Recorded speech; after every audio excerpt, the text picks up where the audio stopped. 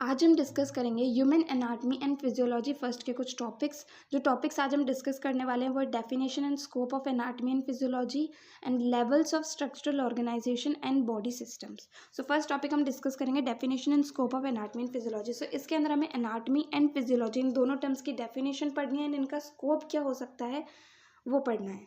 सो सबसे पहले एनाटमी क्या होता है? Study of shape, size, structure and location of any body organ or organ system is known as anatomy. So shape, size, structure and location जो है किसी भी बॉडी ऑर्गन या ऑर्गन सिस्टम की, उसकी स्टडी करना जो है वो एनाटमी कहलाता है। इसे ग्रोस एनाटमी भी कहा जाता है। इस टर्म को यूज़ किया जाता है जब हम स्टडी करते हैं आँखों की मदद से। Shape, size, structure and location जो है किसी बॉडी ऑर्गन या ऑर्गन सिस्टम का, जब हम आंखों की मदद से स्टडी करते हैं तो उसे एनाटमी कहते हैं। वहीं जब हम माइक्रोस्कोप की मदद से इन चीज़ों को स्टडी करते हैं तो उसको हिस्टोलॉजी कहा जाता है। ना फिजियोलॉजी क्या होता है? वर्किंग या फंक्शनिंग ऑफ एनी ऑर्गन और ऑर्गन सिस्टम। सो वर्किंग, काम करना, या फिर फंक्शनिंग जो होता है किसी भी ऑर्गन या ऑर्गन सिस्टम का, उसे फिजियोलॉजी कहा जाता है। नाउ आता है स्कोप ऑफ एचएपी। एचएपी का स्कोप क्या होता है? पहले तो एचएपी जो है वो ब्रांच है बायोमेडिकल साइंस की एंड हेल्थ एजुकेशन के अंदर इसका रोल होता है। नाउ स्कोप ऑफ एचएपी क्या है? फर्स्ट है to inquire into complexity of human body. So complexity जो है ह्यूमन बॉडी की, उसके बारे में हम जान सकते हैं। नेक्स्ट है to know the blood group and to do blood transfusion. So blood group का पता लगाया जा सकता है एंड ब्लड ट्रांसफ्यूजन किया जा सकता है। नेक्स्ट है to do transplantation of any organ. तो ऑर्गन का ट्रांसप्लांटेशन किया जा सकता है। नेक्स्ट है टू डू वैक्सीनेशन। वैक्सीनेशन किया जा सकता है। नेक्स्ट है for diagnosing any disease. So disease का पता लगाया जा सकता है। नेक्स्ट है to do treatment of any disease. Disease का ट्रीटमेंट किया जा सकता है। नेक्स्ट है to prevent human body from any disease. So human body को डिजीज़ से बचाया जा सकता है।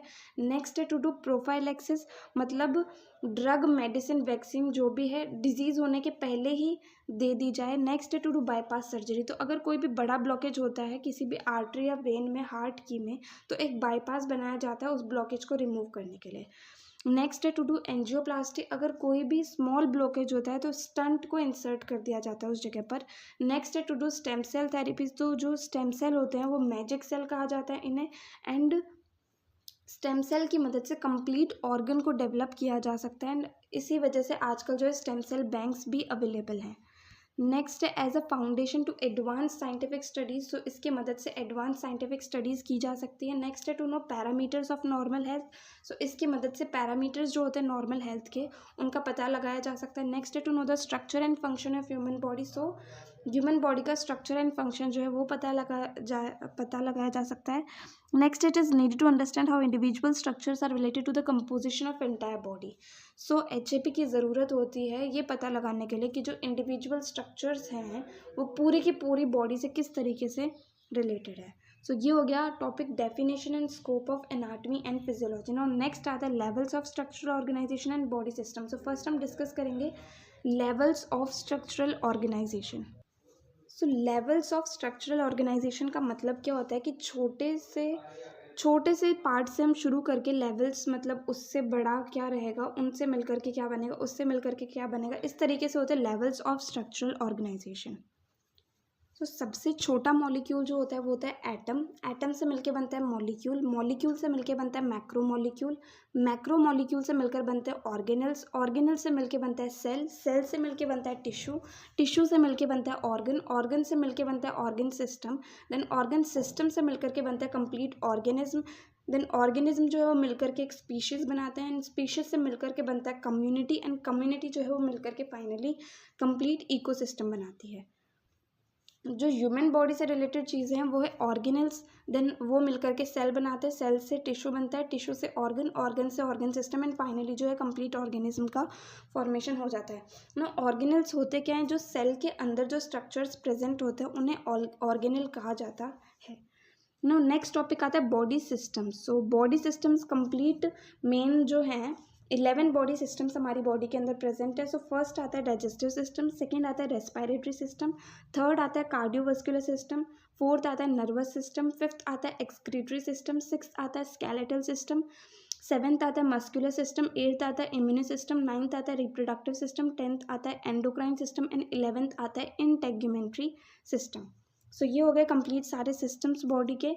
सबसे पहले डाइजेस्टिव सिस्टम। डाइजेस्टिव सिस्टम क्या करता है कि जो इंजेस्ट करते हैं हम फूड को, उस फूड को डाइजेस्ट करता है डाइजेस्टिव सिस्टम, एंड ये जो है हमारी बॉडी को एनर्जी प्रोवाइड करता है, एंड जो एनर्जी प्रोड्यूस होती है अपनी बॉडी के अंदर वो एटीपी की फॉर्म में प्रोड्यूस होती है। नाउ नेक्स्ट आता है रेस्पिरेटरी सिस्टम। रेस्पिरेटरी सिस्टम का काम होता है गैसियस एक्सचेंज करना, ऑक्सीजन को अंदर लेना एंड कार्बन डाइऑक्साइड को बाहर छोड़ना। सो गैसियस एक्सचेंज जो है यही इसका काम होता है। नेक्स्ट आता है कार्डियोवास्कुलर सिस्टम, जिसे सर्कुलेटरी सिस्टम भी कहते हैं। इस सिस्टम के अंदर हार्ट जो है वो मोस्ट इंपॉर्टेंट पार्ट होता है, एंड इस सिस्टम का काम होता है कि न्यूट्रिशन पहुंचाना पूरी की पूरी बॉडी के अंदर एंड वेस्ट को रिमूव करना ब्लड की मदद से। नाउ नेक्स्ट आता है नर्वस सिस्टम। नर्वस सिस्टम जो है इसमें क्या होता है कि कोई भी स्टिमुलस मिलता है तो उस तरीके से नर्वस सिस्टम जो है वो रिस्पॉन्ड करता है, एंड इसके अंदर नर्व्स प्रेजेंट होती हैं। देन इसका मेन काम क्या होता है कि एक्सचेंज ऑफ इंफॉर्मेशन होता है with in the body nervous system की मदद से। नेक्स्ट आता है एक्सक्रीटरी सिस्टम। एक्सक्रीटरी सिस्टम जो है ये ब्लड को फिल्टर करता है किडनी की मदद से, एंड जो आर्टिफिशियल किडनी होती है उस सिस्टम को डायलाइसिस कहा जाता है। नेक्स्ट है स्केलेटल सिस्टम। स्केलेटल सिस्टम जो है ये बॉडी में सपोर्ट प्रोवाइड करता है, एंड लॉन्ग बोन्स के अंदर ब्लड का फॉर्मेशन भी होता है। नेक्स्ट है मस्कुलर सिस्टम। मस्कुलर सिस्टम जो है ये बॉडी में जो भी मूवमेंट्स होते हैं उन मूवमेंट्स के लिए रिस्पॉन्सिबल होता है, एंड जो मूवमेंट होती है वो होती है with the help of bone, muscles and nerves. इन तीनों की मदद से जो है मूवमेंट होती है। नेक्स्ट है इम्यूनो सिस्टम। इम्यूनो सिस्टम को मिलिट्री सिस्टम भी कहा जाता है, एंड ये जो है डिफेंस सिस्टम है हमारी बॉडी का। नेक्स्ट है रिप्रोडक्टिव सिस्टम। सो रिप्रोडक्टिव सिस्टम जो है ये क्या करता है, न्यू ऑफस्प्रिंग प्रोड्यूस होते हैं इस सिस्टम की मदद से। नेक्स्ट आता है endocrine system. So various physiological functions होते हैं एंडोक्राइन सिस्टम के। एंडोक्राइन सिस्टम जो है ये स्लोली काम करता है, एंड नर्वस सिस्टम जो है वो फास्ट काम करता है। एंडोक्राइन सिस्टम में ग्लैंड्स आते हैं जो कि हार्मोन्स प्रोड्यूस करते हैं, हार्मोन्स जो है वो वेरियस फंक्शंस परफॉर्म करते हैं।